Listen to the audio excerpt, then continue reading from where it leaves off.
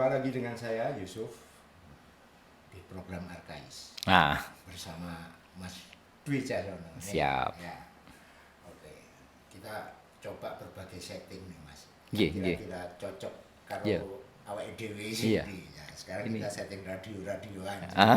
gitu ya. Oke Mas, langsung saja. Kalau minggu kemarin kita kan berbicara tentang wisata desa Warnana yang Ya. dilakukan Oleh Hayam Wuruk. Nah, bagaimana Hayam Wuruk pada waktu itu selain perjalanan pilgrim, juga melakukan kunjungan wisata ke desa-desa, Ke desa-desa. kekuasaannya. Nah, konteksnya saya jadi teringat munculnya fenomena yang sekarang terjadi. Betul, betul. Bagaimana kemudian desa-desa, kampung-kampung Betul. itu tumbuh menjadi pariwisata. Artinya pariwisata berbasis kampung dan desa. Betul. Nah, pandangan Mas Dwi gimana persoalan ini? Baik. Sebutan ya, masalah tentang sebutan dulu ya. Beberapa waktu yang lampau, wisata tingkat mikro ya, objek mikro, destinasi mikro, itu lazim diistilahi dengan desa wisata atau wisata desa. Ya. Oke. Beberapa dasawarsa lalu ini lazim dipakai, ya, desa wisata, wisata desa dan sebagainya. Jadi desa sebagai suatu area di tingkat mikro itu kemudian dijadikan sebagai destinasi wisata di desa. Nah, oleh karena itu muncul sebutan desa wisata atau wisata desa. Namun pada paling tidak satu dasawarsa terakhir muncul varian sebutan lain untuk wisata di tingkat mikro, yaitu sebutan wisata kampung. Kampung-kampung tumbuh nih. Ya, wisata kampung atau kampung wisata. Ya. Nah, istilah ini yang kemudian malahan semacam berhasil menggeser sebutan terdahulu, yaitu wisata desa atau desa wisata. Nah, sebenarnya sebutan desa atau kampung dalam konteks wisata ini menunjuk pada area yang kurang lebih sama, yaitu area pada tingkat mikro di suatu daerah. Ya. Jadi konon suatu desa ketika masih lazim berbentuk desa ya sekarang di beberapa tempat terutama wilayah kota, desa kemudian mendapat sebutan kelurahan ya. Ketika masih dalam sistem pemerintahan desa ada bagian yang lebih kecil dari desa yang dalam istilah lokal Jawa itu disebut dengan dusun atau dukuh atau bisa juga disebut dengan kampung. Oleh karena itu pada suatu desa dimungkinkan adanya 2 atau lebih dusun, dukuh atau kampung. Oleh karena itu berbicara tentang kampung wisata atau wisata kampung dimungkinkan bahwa pada satu desa itu bisa muncul lebih dari satu destinasi. Jadi di kampung A ada destinasi wisata, di kampung B pada desa yang sama itu juga bisa muncul kampung wisata juga. Itu bisa 2 atau bahkan bisa lebih pada satu desa. Nah, kalau dilacak dari tumbuhnya kampung-kampung menjadi kampung wisata, ini ada nggak catatan itu? Atau karena mungkin problem ekonomi, atau mungkin karena pengembangan kampung itu sendiri, atau mungkin dapat bonus dana desa atau apa? Nah itu gimana ini? Ya, jadi dahulu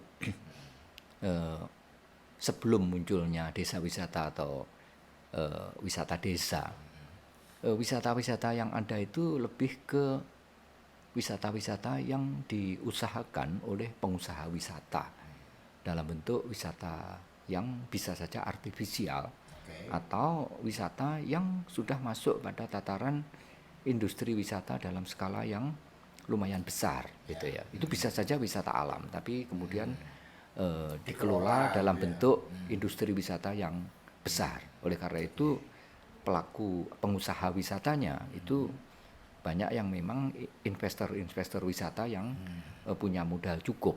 Nah, Oke. em, ternyata wisata-wisata yang disajikan oleh pengusaha-pengusaha wisata yang memiliki memiliki modal besar dengan membuat destinasi-destinasi wisata, entah wisata yang natural atau wisata buatan, itu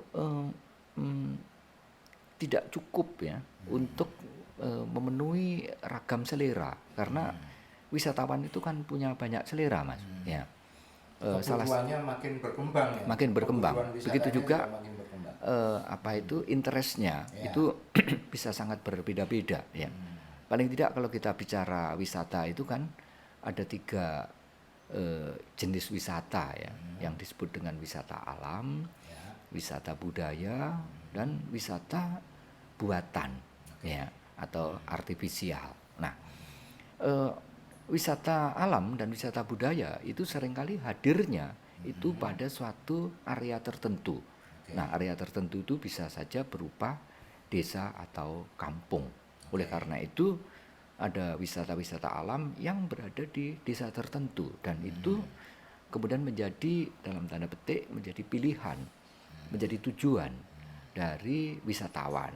Ada juga khasanah budaya yang ada di suatu desa, itu yang kemudian menjadi pilihan untuk didatangi oleh wisatawan. Nah, oleh karena itu dengan makin maraknya kegiatan wisata, jadi kegiatan wisata itu kan semakin lama semakin marak. Ya. Jadi bukan hanya orang yang berduit besar, berduit banyak saja yang bisa berwisata. Sekarang pangsa pasar wisata itu bisa lintas strata sosial, strata ekonomi.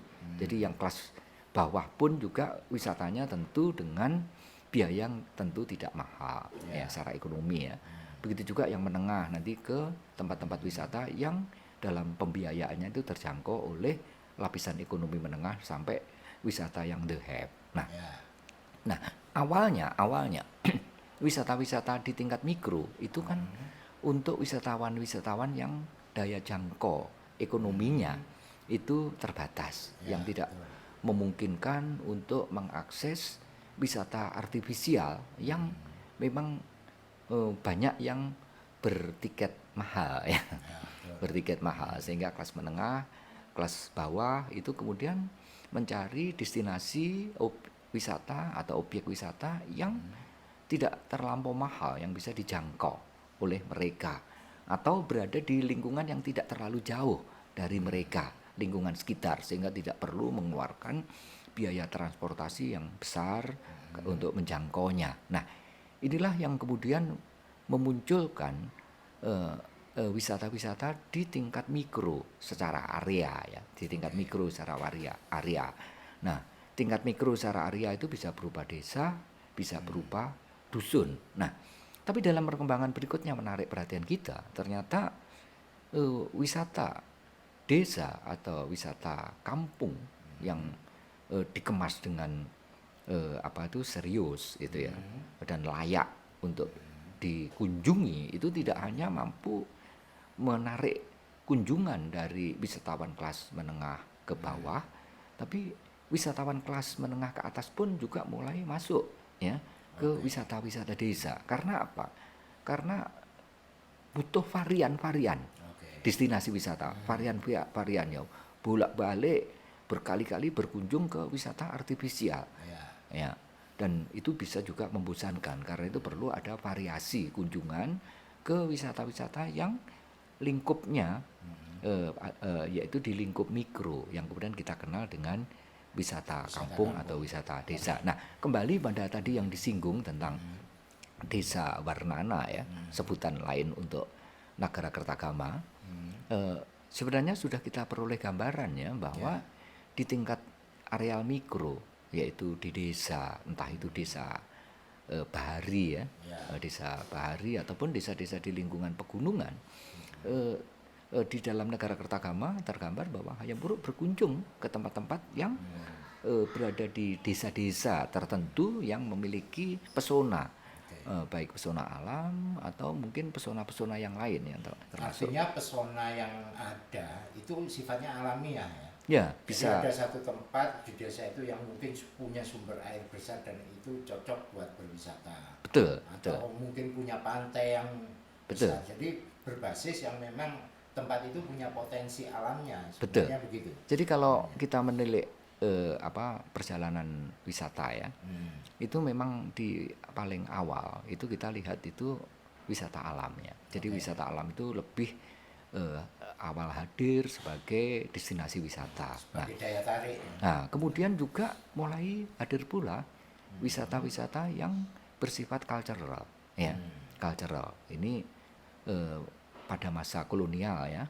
Itu wisata-wisata cultural itu menjadi diminati karena orang-orang asing itu mulai hadir di negara-negara yang lain, termasuk negara-negara yang punya latar cultural kuat gitu ya.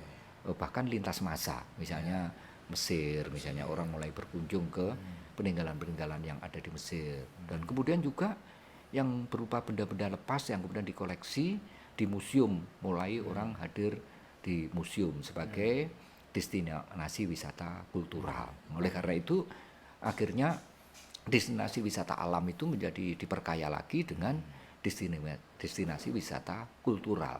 Yang paling akhir yang hadir itu sebenarnya adalah destinasi wisata artifisial, itu ya. Ini kan lebih akhir-akhir ini ya, jadi tanah tanah yang semula kosong itu kemudian di konsep dan didesain sedemikian rupa sehingga bisa hadir sebagai destinasi wisata, objek kunjungan wisata. Nah, terutama ini berkembang pada pasca kemerdekaan ya, di berbagai tempat setelah kemerdekaan itu muncul pengusaha-pengusaha wisata yang punya investasi besar yang kemudian mengembangkan wisata-wisata artifisial, dan sekarang juga marak itu wisata-wisata artifisial, sehingga ketiga-tiganya baik wisata alam, wisata budaya ataupun wisata artifisial ini ketiga-tiganya hadir. Bahkan kombinasi-kombinasinya sudah mulai berjejalin, misalnya antara wisata alam dan wisata budaya menjadi wisata saujana misalnya, antara wisata alam, wisata budaya dengan wisata artifisial itu menjadi saling isi ya. Jadi sekarang sudah berelasi antara tiga jenis wisata itu. Oke. Berkaitan dengan kampung, kembali ke kampung.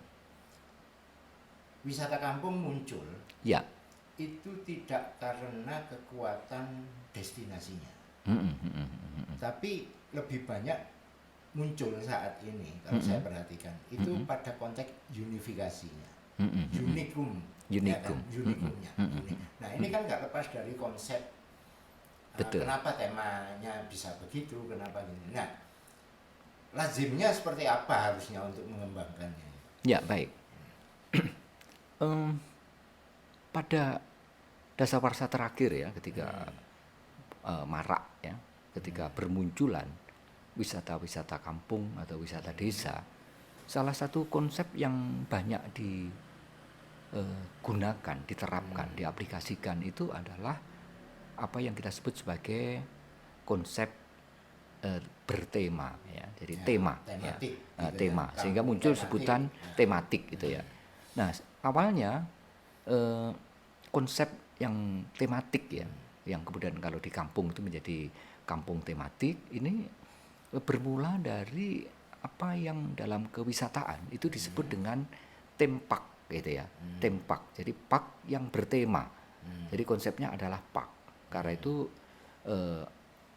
open door-nya itu menjadi kuat karena pak ya. Jadi bukan semata-mata indoor ya. Jadi sudah open door itu ya, yang berupa pak, berupa taman ya. Tapi taman itu adalah taman yang memiliki tema, dan tema untuk tempak itu seringkali tema-tema yang spesifik. Oleh karena itu spesifikasi tema itu menjadi hal penting di dalam wisata tematik gitu ya. Oke. Termasuk mestinya pada kampung tematik gitu. Nah, oleh karena itu yang perlu sangat dipertimbangkan untuk mengembangkan kampung tematik itu adalah tema apa yang akan dipilih, mungkin di antara berbagai pilihan ya. Ya. Di suatu kampung mungkin ada pilihan-pilihan tema, ada alternasi-alternasi tema. Nah, dari alternasi-alternasi tema itu kemudian dipilih tema Oke. tertentu ya. Atau mungkin bisa mengombinasikan satu tema dengan tema yang lain yang bisa direlasikan ya, Ya, bisa disaling isikan. Nah, itulah yang kemudian memunculkan apa yang kemudian disebut dengan kampung tematik. Nah, oleh karena itu dalam kaitan kampung tematik ini yang pertama yang saya kira perlu sangat berhati-hati ya, itu dalam menetapkan tema apa yang kalau menurut saya yang tepat ya, tepat guna pada kampung yang bersangkutan. Jadi mesti mendapatkan tema yang tepat kalau kemudian diterapkan di kampung yang bersangkutan, dan karena tepat maka memberikan kegunaan ya, kegunaan, terutama kegunaan dalam kaitan dengan kegunaan kewisataan. Nah, ini yang kadang-kadang kampung tematik itu agak membabi buta ya, agak ceroboh ya, ceroboh dalam memilih dan menetapkan tema apa yang kemudian di-create ya. Nah, ini sangat akan di-create karena tema yang kemudian dipilih itu perlu di-create ya, dikreasikan ya. Jadi aspek creativity dalam kaitan dengan kampung tematik itu sangat penting karena kalau kita bicara wisata, salah satu unsur dasar dalam pengembangan wisata itu adalah kreativitas gitu ya, kreativitas. Jadi bisa saja mungkin temanya sama atau serupa, tapi kreativitasnya berbeda, itu akan memberikan tingkat keunggulan yang berbeda. Mana yang lebih kreatif itu dia bisa menyajikan sajian-sajian yang lebih unggul dibanding dengan yang lain. Itu. Berbicara kreatif, ya. Wisata, taruhlah kita saya garis bawahi sebagai wisata yang dikelola secara industri wisata. Ya. Ini kan manajemennya berbasis korporasi, berbasis perusahaan, taruhlah begitu, di mana ada hukum-hukum tentang manajemen dan segalanya yang sifatnya masif. Nah, kampung ini kan basisnya beda nih, basisnya kan jelas komunitas. Basisnya komunitas. Nah, kira-kira agar kalau tadi sempat disinggung, salah tema aja bisa berantakan. Nah, apalagi salah pengelolaan nih, karena kan orang kampung yang ngelola. Nah, itu gimana ini? Ya, betul Mas. Jadi ini yang pertama dulu ya, jadi tentang tema ya. Jadi menurut saya ya, tema yang kemudian ditetapkan sebagai tema untuk kampung wisata yang bersangkutan itu semestinya itu adalah tema yang kalau saya istilahi dengan tema yang kontekstual. Oleh karena itu konsep apa yang layak untuk dipertimbangkan untuk mengkonsep wisata di areal kampung itu adalah tematik kontekstual. Ya, jadi tidak hanya sekedar sesuai dengan sumber daya yang ada di kampung itu. Nah, ya, gitu. kontekstual itu sesuai dengan konteks apa? Paling tidak sesuai dengan tiga konteks ya. Konteks ekologinya, kemudian konteks sosionya, dan konteks kulturanya. Jadi kontekstual ini adalah konteks sosio-kultura lokal. Nah, lokal ya, karena wisata ini kan wisata di tingkat mikro, wisata di tingkat lokal, maka lokalitasnya mesti kuat. Jadi Mas Yusuf menyebut tentang unikum ya. Justru lokalitas inilah yang menghadirkan unikum ya, keunikan yang bisa saja tidak didapati di tempat lain, gitu ya. Didapat eko misalnya, ya. Eko sangat perlu dipertimbangkan karena secara ekologis desa-desa itu kan memiliki latar ekologi yang bisa berbeda, ya. Misalnya desa yang berlatar bahari, desa yang berlatar gunung, ya. Desa yang berlatar lembah, ya. Gunung pun juga bisa berbeda-beda. Ada gunung yang yang terbilang gunung tinggi, berhawa dingin gitu ya, bahkan berembun, tapi juga ada gunung yang contoh Gunung Kapur Selatan, Kars gitu ya. Ini ada tipikal desa Kars gitu ya, yang link ekonya itu Kars. Ke gunung tapi nggak dingin. Panas, Panas, gitu ya. gersam. Justru ini unikum. Oke. Nanti akan membedakan. Jadi Ya. sama-sama ada konteks ekologinya ya, tapi ekologinya beda. Sama-sama wisata gunungnya, tapi Ya. gunung yang Kars, ya, Gunung Kapur misalnya dengan yang bukan Gunung Kapur berbeda gitu ya. Ya. Jadi eko Oke. perlu sangat dicermati dan Dicermati. syukur-syukur kalau bisa mendapatkan ekologi yang berkarakter, jadi berciri khas ya Oke. untuk kampung yang bersangkutan, untuk desa yang bersangkutan. Yang kemudian sosionya, masyarakatnya, ya salah satu diantaranya yang perlu dipertimbangkan dalam konteks sosio itu misalnya masyarakat dengan latar etnik yang kuat, gitu ya, sehingga muncul kemudian sebutan wisata etnik gitu ya. Jadi masyarakatnya adalah masyarakat etnik itu misalnya kalau ke Toraja itu jelas wisata etnik. Jadi ada sosio etniknya yang kuat ya. Toraja yang bisa berbeda misalnya dengan Bali, bisa berbeda dengan Batak, Minang, Jawa dan seterusnya. Dan terkait dengan sosio ini tentu kulturanya. Nah, ya, oleh karena itu tema yang dipilih itu mestinya adalah tema yang punya konteks lokal, baik lokal dalam kaitan dengan eko, sosio ataupun kultura. Nah, mengapa ini perlu dipertimbangkan? Ini yang pertama aspek unikum tadi ya, supaya punya keunikan. Oke. Karena kalau dalam bahasa Jawa itu ada desa Mowocoro ya. Nah, jadi setiap desa itu punya tata cara yang berbeda. Desa Moworupo, rupanya desa itu juga beda-beda ya. Ada desa Mowocarito, ini kalau kisah-kisah yang berkenaan dengan desa dan sebagainya. Jadi kata Mowo ini sebenarnya memberikan petunjuk kepada kita tentang spesifikasi dan sekaligus nanti bisa menjadi unikum. Ini yang pertama ya. Jadi berkaitan dengan spesifikasi, unikum, karakter dan seterusnya. Dan yang kedua yang perlu dipertimbangkan itu adalah dengan berkonteks lokal, baik lokal secara ekologis, secara sosial ataupun budaya, maka ini punya akar ya. Jadi kalau itu mengada-ada, itu hanya lapis permukaan. Tapi kalau itu konteksnya memang konteks lokal, maka dia punya akar, sehingga tidak gampang luntur, gitu ya. Karena memang punya basis kuat, bahkan lintas generasi, lintas masa di desa yang bersangkutan. Nah ini. Jadi tidak gampang tergerus ya. Oleh karena itu tematik kontekstual itu merupakan hal yang benar gitu ya. Yang benar untuk dipertimbangkan ya. Paling tidak benar untuk dipertimbangkan ya. Ada benar-benar yang lain ya, itu benar untuk dipertimbangkan. Ini. Nah, kemudian kaitan dengan tadi basis community ya. Ini memang agak berbeda dengan wisata-wisata yang diusahakan oleh pengusaha-pengusaha wisata ya. Oleh pemilik-pemilik modal gitu ya. Ini adalah kalau wisata yang demikian ini adalah wisata yang berbasis korporasi ya. Korporasi. Karena itu diset sebagai sebuah korporasi wisata ya. Atau diset sebagai sebuah industri yang ada ownernya.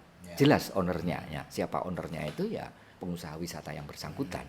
Nah, ini agak beda dengan wisata desa atau wisata kampung. Pada wisata desa atau wisata kampung itu basisnya adalah warga kampung ya. Warga kampung. Jadi inisiatif itu dari warga kampung ya. Yang mengkonsep dan mendesain itu warga kampung.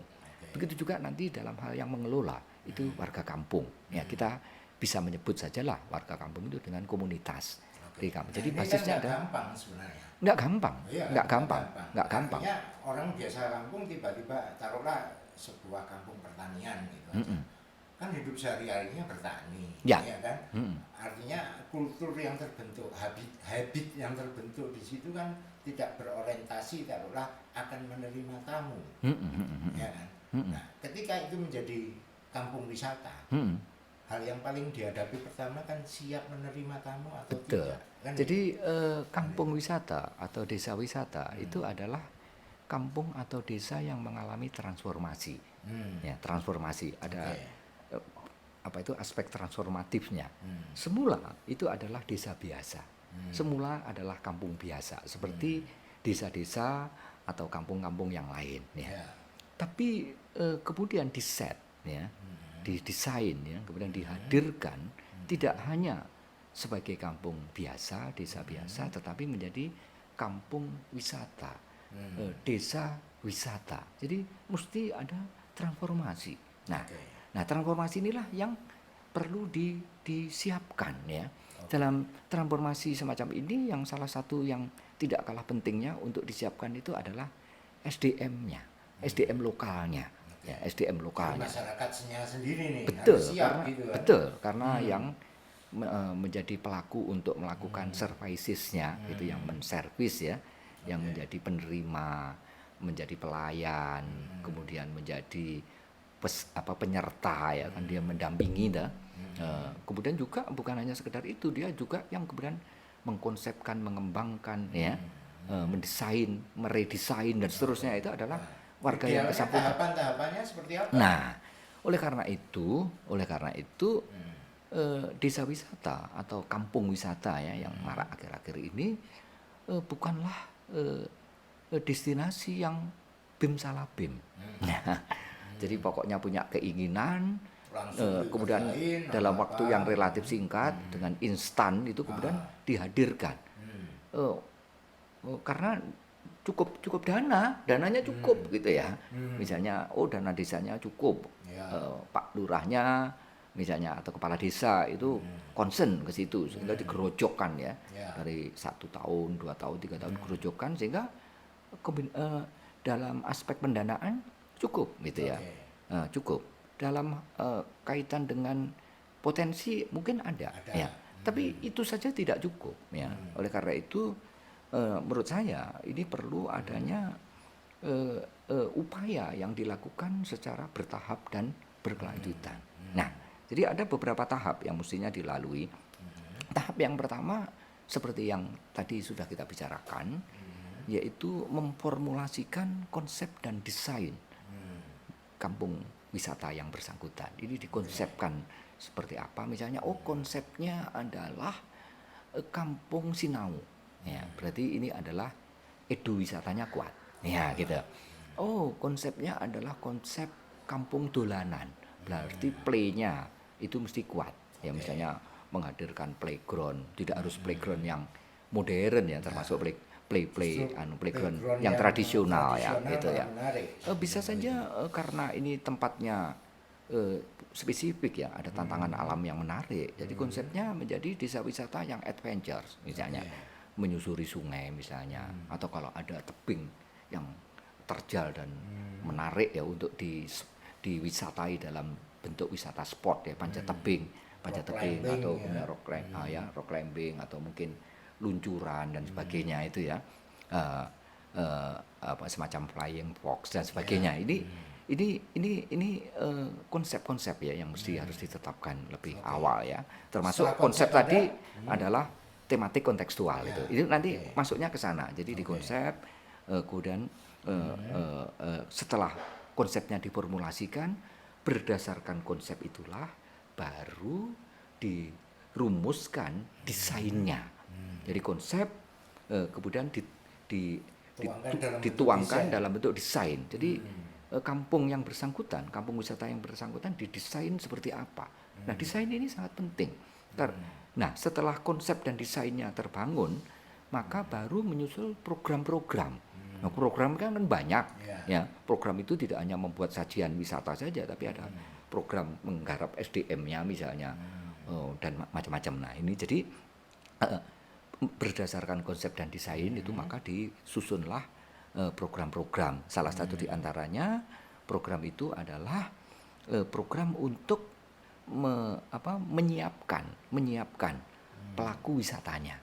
Nah, tadi disebut bahwa pelaku wisatanya itu adalah warga kampung, komunitas yang ada di kampung. Apakah itu Karang Taruna atau Pok Darwis yang biasanya akhir-akhir itu kan Karang Taruna atau Pok Darwis, tapi tidak selalu itu. Jadi bisa masyarakat LMDH misalnya, kalau itu di tepian hutan ya. Atau mungkin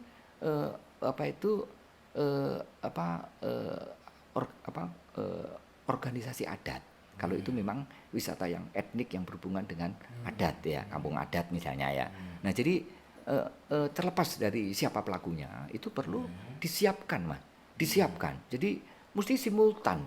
Jadi nanti fisiknya di kuarap buanter, setelah jadi pemangkunya, ini kan pemangkunya ya, pelakunya itu belum siap, ini akan terjadi gap ya, terjadi lag ya, terjadi kesenjangan. Jadi mesti simultan dikerjakan secara simultan gitu ya. Jadi tidak. Apalagi konteksnya pariwisata itu hal yang paling utama kan hospitality. Nah ini Ya kan pelayanan nah ramah tamah yang semula menjadi warga biasa ya, tidak terbiasa untuk menerima wisatawan, ya itu kan mesti harus dihebitkan baru ya, ada habit baru.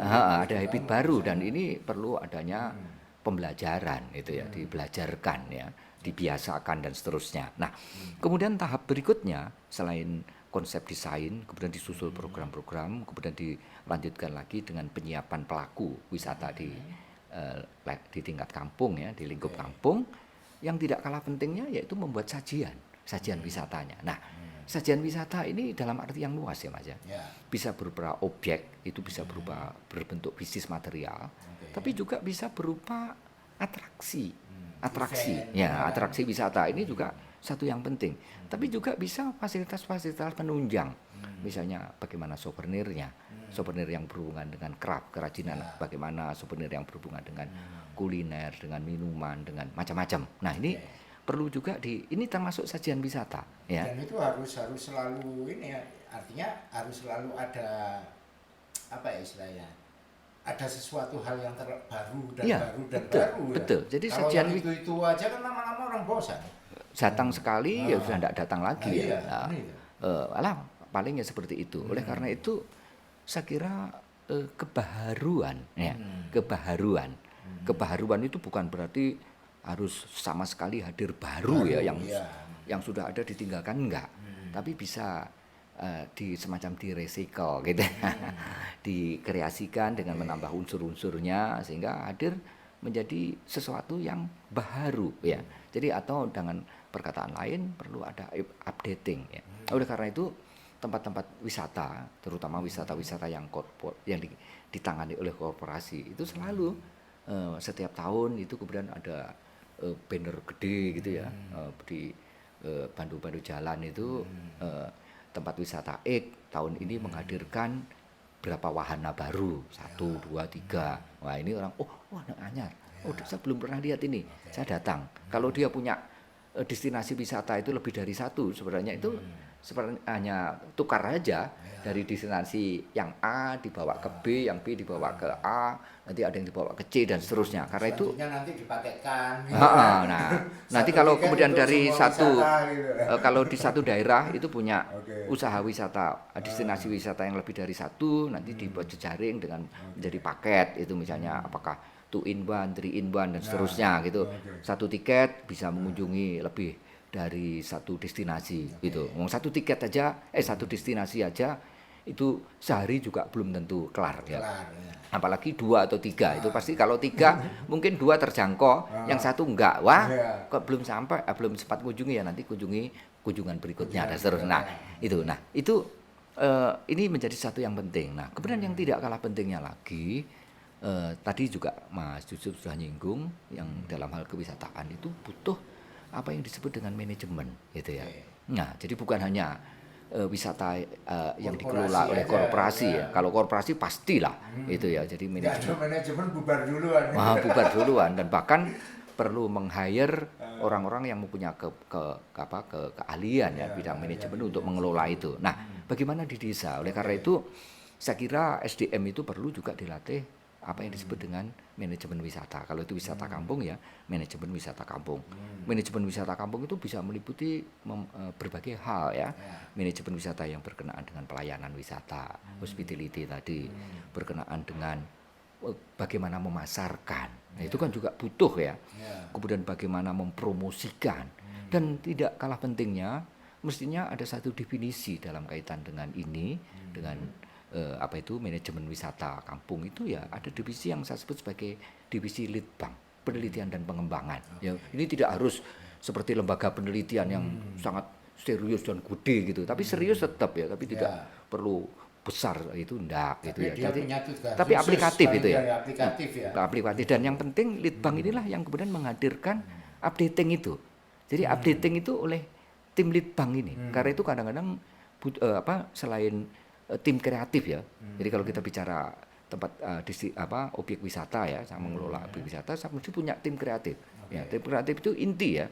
Karena tadi saya sebut creativity itu hal yang penting ya. Tapi di samping tim kreatif juga menurut saya perlu ada tim Litbang.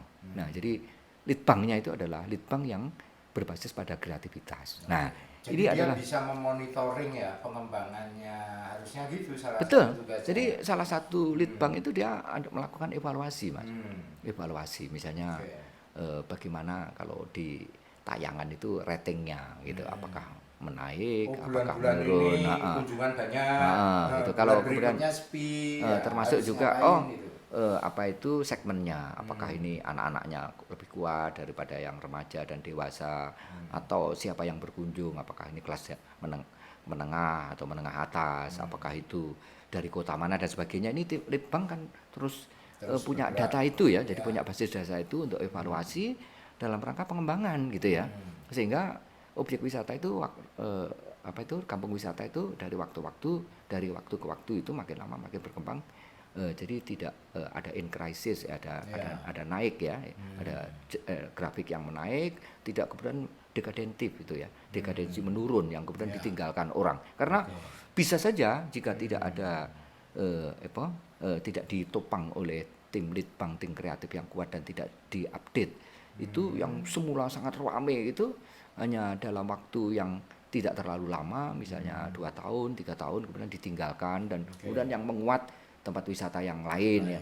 Itu ini rame-rame di sini nanti tinggalkan lagi dan seterusnya. Nah, ini beberapa tahapan yang saya kira juga perlu diperhatikan. Jadi intinya perlu ada upaya yang dilakukan secara bertahap dan berkelanjutan. Ini tidak harus ketika wisata itu belum dibuka lah ya. Setelah dibuka pun itu tahapan-tahapan ini tetap perlu dilakukan ya. Misalnya eksplorasi itu kan terus dilakukan ya.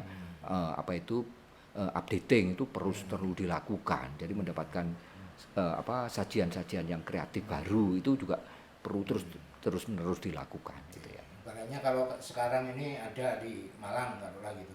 Kampung biru ya nggak biru terus ya. Ya betul. Nah, Gitu kan. Bisa jadi kampung orange, bisa jadi apa Jadi, kan gitu. ya, jadi kalau memang biru yang terus bertahun-tahun begitu kan Nah. ya mati juga lama-lama. betul. Jadi jadi salah satu konsep itu sebenarnya kan tergambar dari nama ya Mas ya. Dari nama. Jadi kalau ada kampung biru berarti biru itu kan semacam menjadi kontrak ya antara kampung wisata bersangkutan dengan pengunjung ya. Jadi nah, biru ini kan mesti perlu diberi diterjemah ya.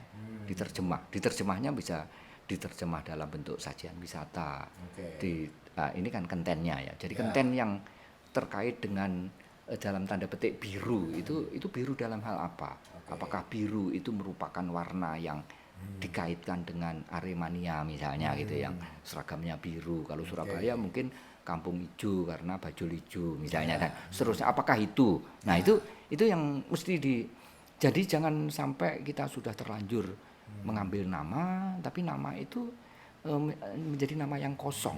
Ada kebingungan. Misalnya kalau sudah terlanjur kampung putih. Di Malang itu kebetulan juga ada kampung-kampung yang berbasis warna.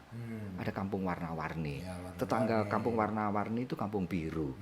Di utaranya itu adalah kampung 3D. Itu juga basisnya juga warna, di samping juga rupa ya. Kemudian ada juga kampung putih. Gitu ya. Itu tidak terlalu jauh. Semuanya pada das berantas. Kemudian di sebelah baratnya lagi ada kampung batik misalnya. Kampung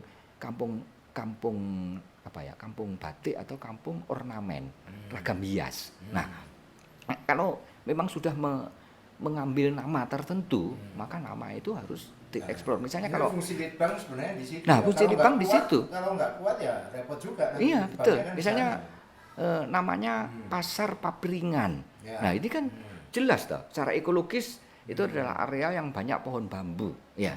Jadi bagaimana menghasilkan menghadirkan pasar di suatu areal yang diwarnai oleh ribunan bambu. Nah ini, jadi pasar papringan, pringnya ini kan mesti dieksplor betul gitu ya. Nah itu mesti hadir gitu ya. Di sajian wisata Bukan hadir sebagai hadir. tumbuhan saja gitu ya. Tapi Betul, justru betul. mungkin Jadi itu produk-produk pring itu souvenir bukan dan hanya macam-macam. sekedar tumbuhan, Hmm. tapi pring itu memberi nuansa ya, nuansa dalam berbagai hal. Oke. Misalnya bahan bangunannya misalnya gitu ya, wadah-wadahnya misalnya. Atau jika perlu misalnya alat tukarnya bisa potongan-potongan bambu tertentu yang diberi bentuk tertentu dan seterusnya, itu Oke. bisa dijadikan semacam alat tukar dan sebagainya karena sudah terlanjur menggunakan unsur pring, Ya. papringan gitu ya. Nah, ini tim Litbang ini yang harus terus mengeksplor ini ya, mengeksplor secara kreatif ya, meneliti, mengembangkan secara kreatif sehingga semakin lama semakin kaya. Jadi kontennya, sajiannya itu semakin lama semakin kaya. Kalau yang sudah ada sebelumnya kemudian kurang diminati karena sudah berkali-kali ya dilihat, ya mesti perlu disulami ya. Kalau istilah saya disulami ya, disulami dengan sajian-sajian baru sehingga hadir sebagai destinasi yang terus-menerus melakukan apa yang saya sebut sebagai updating atau pembaharuan. Pembaharuan dan pengembangan. Oke. Kaitannya, saat itu semua berhasil. Fungsi dan kemanfaatannya bagi kampung sendiri, termasuk juga bagi masyarakatnya itu seperti apa? Ya baik, kampung wisata itu mempunyai fungsi baik internal atau eksternal. Oke. Fungsi eksternalnya itu tentu memberikan suatu suguhan, ya, memberikan suatu sajian, menyodorkan objek, menyodorkan destinasi kepada pihak lain ya. Kalau wisata, destinasi wisata itu hanya dikunjungi oleh warga kampungnya sendiri. Itu namanya selamatan. Bukan berwisata. Nah, iya makanya. Jadi kan menghadirkan orang lain ya. Jadi Oke. aspek eksternalnya ini mesti perlu Menjadi diperhitungkan. sasaran pokok. Jadi harus memberikan fungsi kepada pihak eksternal. Jadi orang yang datang itu mendapatkan ya, oleh sesuatu ya, dapat sesuatu ya. Nah, atau bukan hanya sesuatu tapi bisa mendapatkan berbagai hal. Nah, itu cara eksternal ya. Tapi juga diharapkan kampung wisata itu memberikan kontribusi fungsi secara internal ya bagi warga kampung sendiri. Paling tidak pendapatan meningkat ya. Paling tidak membuka lapangan kerja baru ya. Paling tidak karakter desa itu makin lama semakin kuat ya karena terus-menerus dicari dan ditemukan ya. Kemudian terus dikembangkan dan sebagainya. Desa itu menjadi desa yang berkarakter. Nah, ini adalah fungsi-fungsi internal, Mas. Ya, bagi desa. Tapi kan ada juga fungsi-fungsi eksternal bagi orang yang hadir di kampung wisata atau desa wisata yang bersangkutan. Ini dengan demikian ada kontribusi fungsi baik eksternal ataupun internal. Nah, kemudian kemanfaatannya tentu sangat beragam. Jadi tidak hanya punya manfaat ekonomi ya, tadi saya singgung ya, ada manfaat ekonomik ya. Tapi manfaatnya tidak hanya sekedar itu ya. Manfaatnya bisa juga manfaat edukatif gitu. Kalau itu diset sebagai eduwisata ya. Bisa saja punya manfaat rekreatif ya, karena tempat wisata ya, orang sukan-sukan ya. Nah, gitu ya.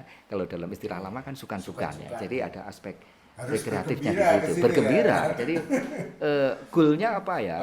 Bergembira Oke. gitu. Pulang dengan riang gembira. Ya. Nah, itu ya. Nah, ini fungsi rekreatif. Ada macam-macam fungsi yang lain ya.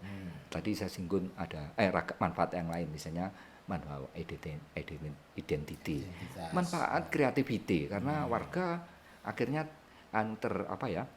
terpicu termotivasi untuk terus-menerus mengembangkan kreativitasnya ya.